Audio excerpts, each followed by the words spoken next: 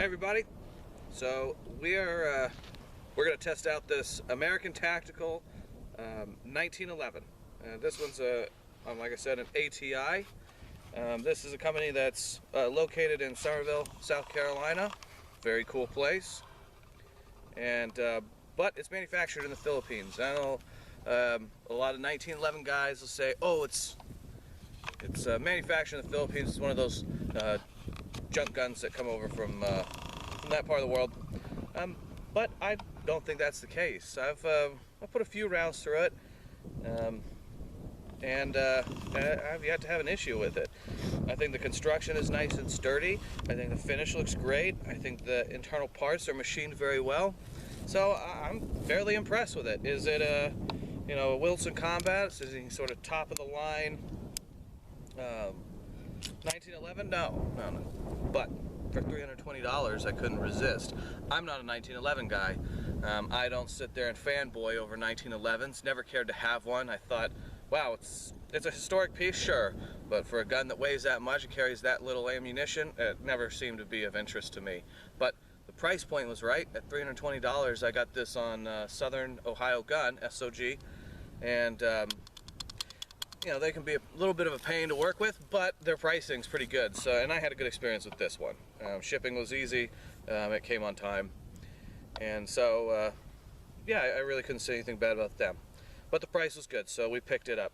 This isn't a full size, obviously. It is a slightly shorter barrel, full length grip, but just I think it's 1.25 inches shorter than your standard 1911. I'm not a 1911 expert by any means, but I do know this is what they would call their commander size. It's more compact.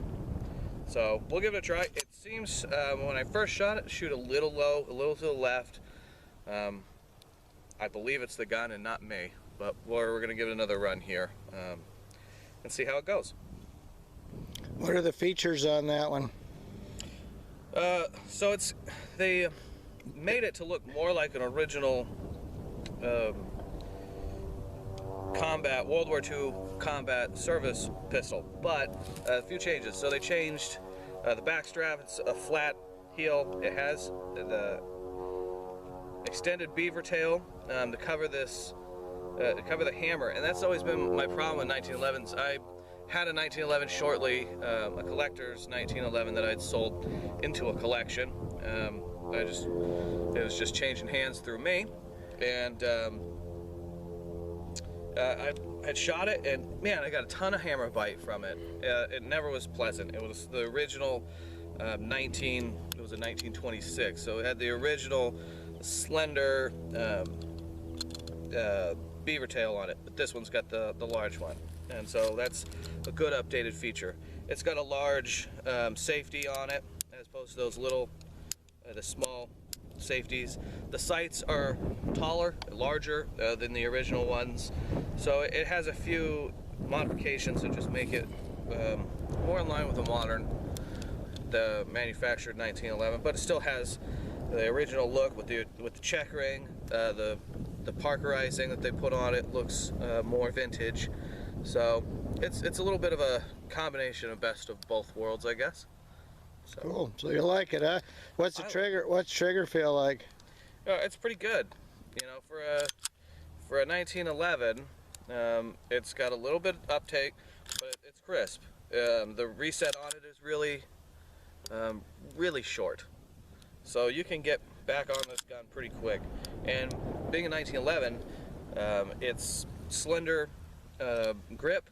For people like me, it's probably good. I got short fingers, so it does fit real well.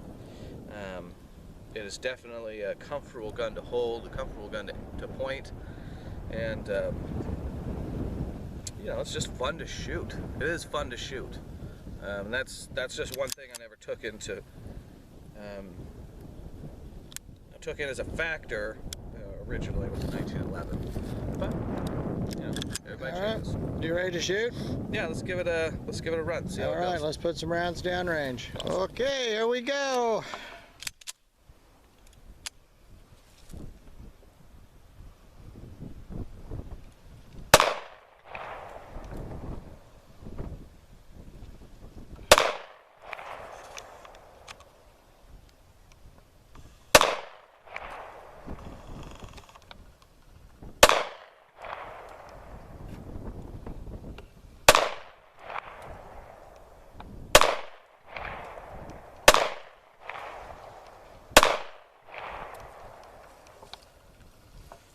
Definitely shoots low, not so much to the left, but it shoots low.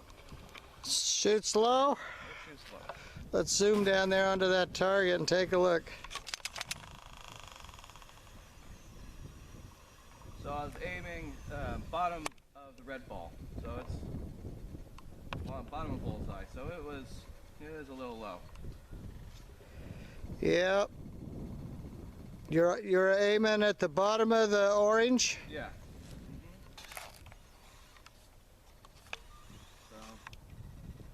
All right, you want to mark those and try again? Sure. Okay. So I got these old mags. Don't know where they came from. Well, I know where I acquired them, but don't know what they are, who manufactured them. We'll give them a run, see how they go.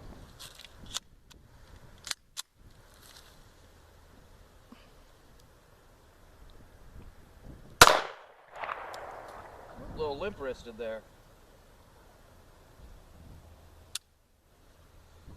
Well, that magazine didn't lock all the way in. That is not a mag that came with the gun, right? No. That's an old mag you had laying around. Just some old junk mags that we had laying around since I didn't have a 1911. I just happened to have these magazines. Yeah. So, not the gun.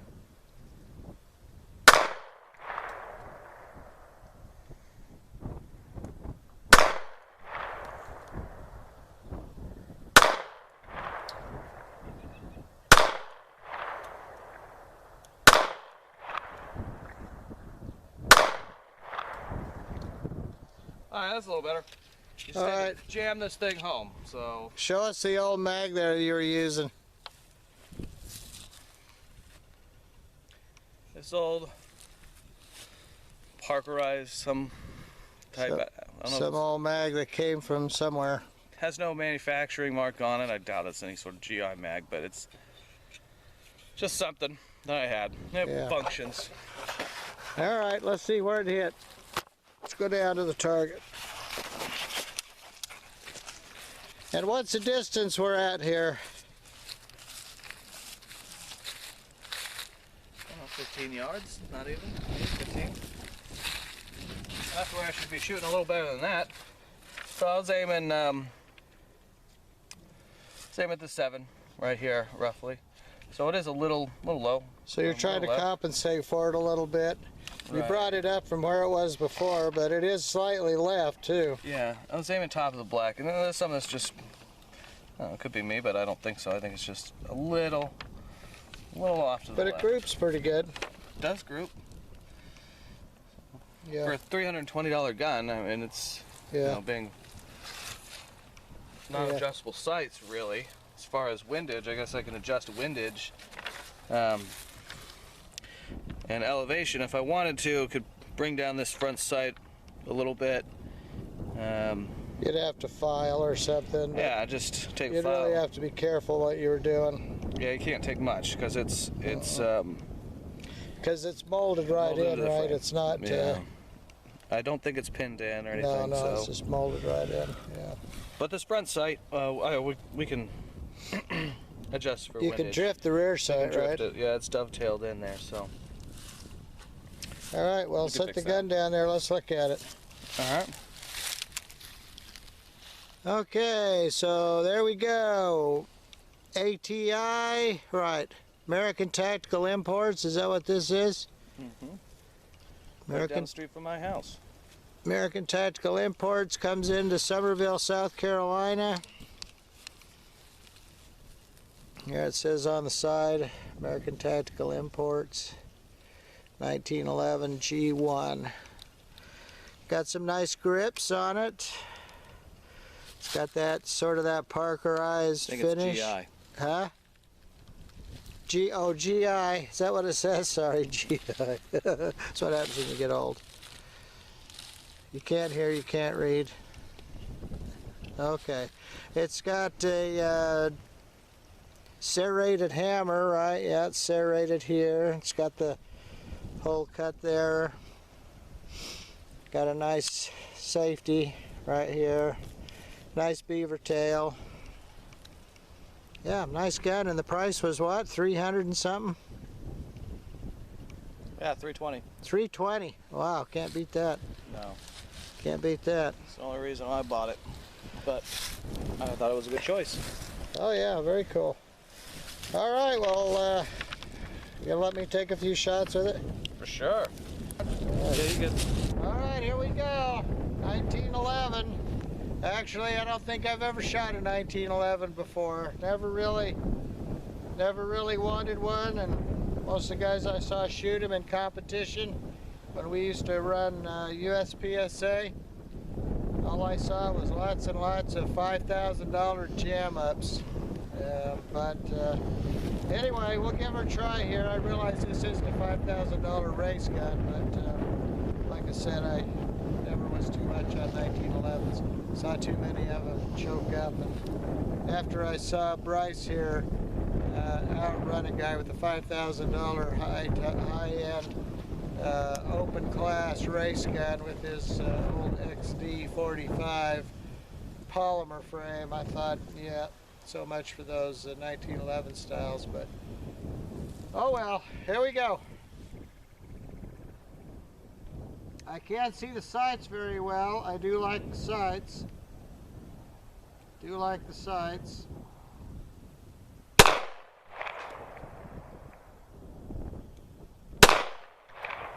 Does give you some kick.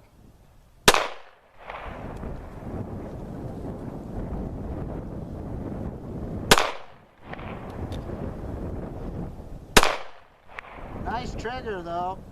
Nice trigger. Nice trigger.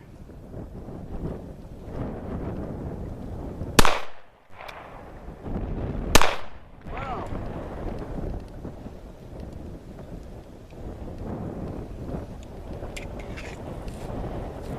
It's got a very nice trigger. Some of those shots went off before I was quite ready because the trigger's so nice, so light. I was expecting a nice gritty long pull and didn't have a gritty long pull. It had a really short crisp pull, so that's one thing that kind of surprised me. And nice, you know, if you like 1911s, this is a nice gun. And if you're not ready to invest $5,000 or even $1,000 in a Springfield or a Remington or something like that, you know, 320 might just scratch the 1911 itch if you've got it. But nice gun. I do like it.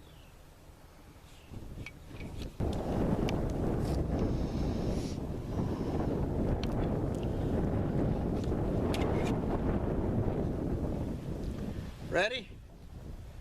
Okay, we're going to give it a quick fire test this time. We're going to try and dump the mag as fast as we can and see if we don't get any hang-ups. See how well it handles.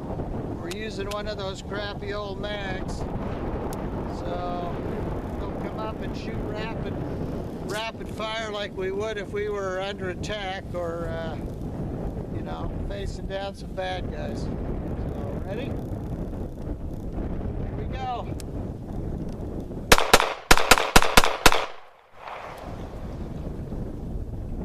Wow, raised a lot of dust back there. Lots and lots of dust back there. I like that. It shoots good in rapid fire. It's got a good reset. You fire off the first one and the follow-up shots are just boom, boom, boom. They're just right there. Yeah, not bad. You could fire off a bunch in a hurry. 45 slugs. You could do some serious some damage on somebody trying to do bad stuff to you. And yeah, no hang-ups at all. I didn't feel any hang-ups. I didn't feel anything. It just ran right through them. And that was a crummy old, who knows where it came from, Parkerized, came from some old guys, you know, selling guns, and who knows how old it is or where it came from. So anyway, nice. I think it's good. I think it's a good deal. If you're looking for a 1911 for fun, and this Commander size is a nice size. I like this size. The shortened barrel I like. You know, if you just want a 1911, you don't want to spend the big money, this is the way to go. American Tactical M1911 GI, not G1, GI. All right, so what do you say, Bryce? I say those Filipinos know how to make a gun. Come out and sign us off. And it's quality. There's not much rattle in this slide. All the parts fit well. You take it apart and look inside. It's machined cleanly. Yeah, these guys over in the Philippines they know what they're doing. Yeah, this is a good piece, and you're getting a great deal. So. Alrighty. Well, we'll say see you later. Then we'll go down and fade off on the target and show you all the holes we put in it. So. Yep. All right, there's all the holes we put in it, all over there. Then when I was shooting fast, I kind of, you know, got one up here, got one over there, got one down here. But the trigger, I was not used to that trigger. I was expecting something else, I think. And when I let into it shooting fast, now here's 3 that I put in shooting fast. 1, 2, 3.